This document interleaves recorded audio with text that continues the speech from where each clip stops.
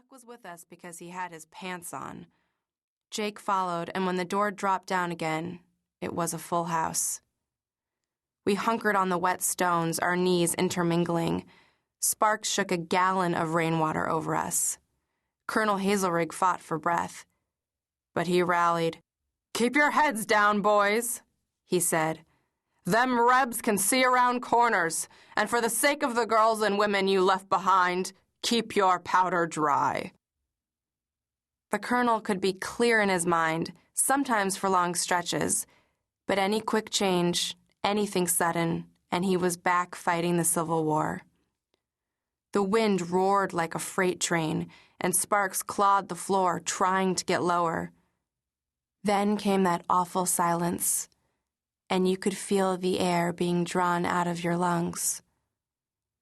The light through the chinks was sulfur yellow. We were in the eye of the storm. "Boys," the colonel said, "let us pray." You lose track of time, but by and by the wind came round again. The rain drove in waves, punishing the door. Every time a big limb struck it, we rattled around like a box of loose parts. A while longer, and the wind began to wind down. You could get your breath back. "Never trust the quiet," the colonel warned. "Be not deceived. They's a sharpshooter in every tree, a skirmisher back of every bush. One of them bullets could be engraved with your name." Aunt Hat sighed. When we couldn't even hear a spatter of rain, Jake shouldered the door open and it fell back. Black clouds boiled above us. Sparks leaped out and charged off in every direction. It appeared to be night to him, and he was looking for a moon to bay at. Jake pulled the colonel out, and I followed. Between us, we set Aunt Hat on her pins. She looked around. Not a window pane of their sloping old house was cracked, but the big lilac bush beside it was nothing but naked twigs now, rising from a drift of purple snow. The grape arbor was pretty much down to tendrils. The colonel's bold nose consulted the wind, and his old eyes blazed. Leaves whipped out of his white hair. He was a sight, but seemed to think the rebels were in full retreat. Aunt Hat had on the Civil War forage cap she wore for a gardening hat. Her skirts were tucked up in a web belt, also from the war. She wandered off to count her chickens.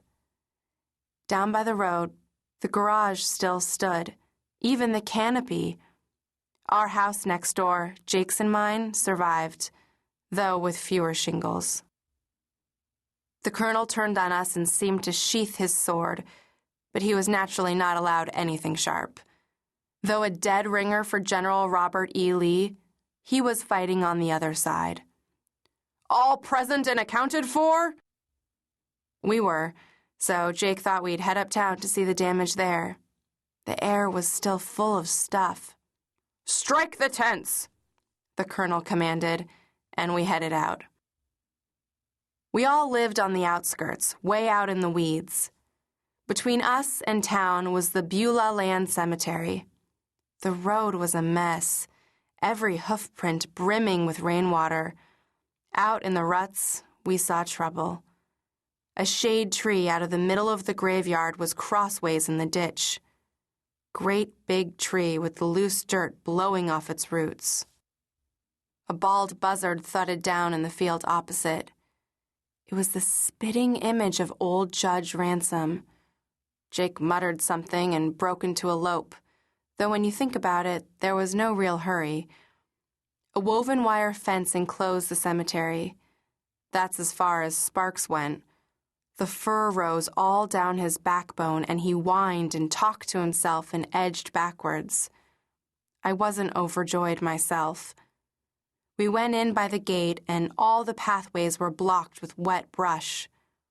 We knew a good many of the residents, though the oldest part went back to the 1830s. I looked for Othmar Gunderson, though he was before my time. Othmar Gunderson, 1844 to 1897, late teacher of Hoosier Grove School, struck by lightning while returning from the school outhouse.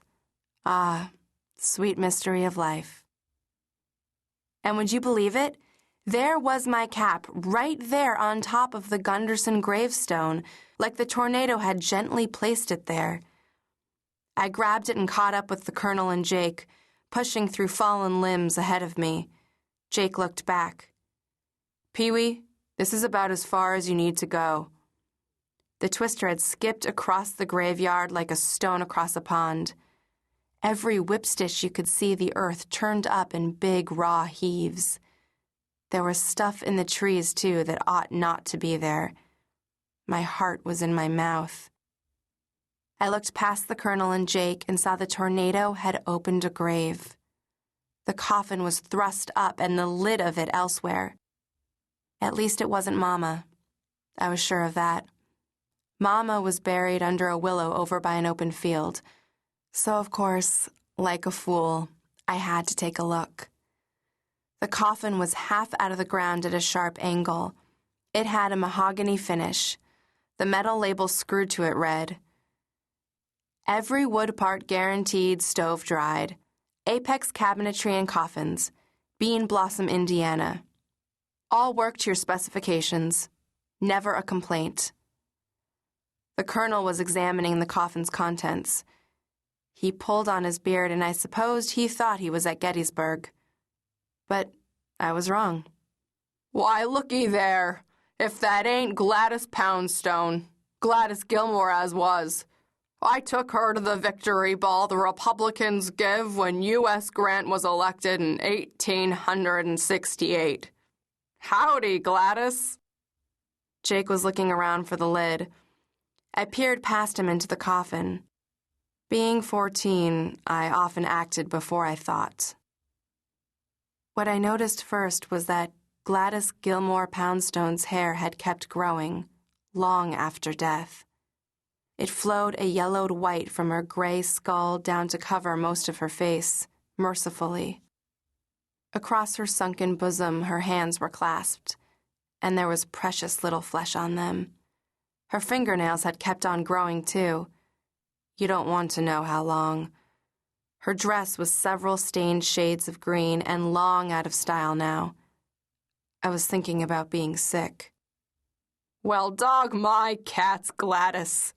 Colonel Hazelrig shook his old head. "Imagine you turning up after all this time." Jake found the lid and brought it back. It had screwed down, but the screws were sheared. Never mind, he and I both had pockets full of nails. I always kept the ones I found in punctured inner tubes. Jake was never without a claw hammer on his belt loop. He was building an automobile of his own design from parts, so he was a walking tool chest.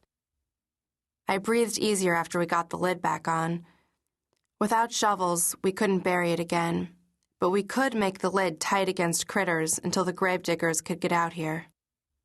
I turned to go over and check on Mama, just to be sure. "Peewee, don't go that way," Jake said with a nail in his mouth. "Go around." But why go around? Anywhere you turned was skinned bark and brush up to your... Then I saw. There was something up a tree between here and Mama.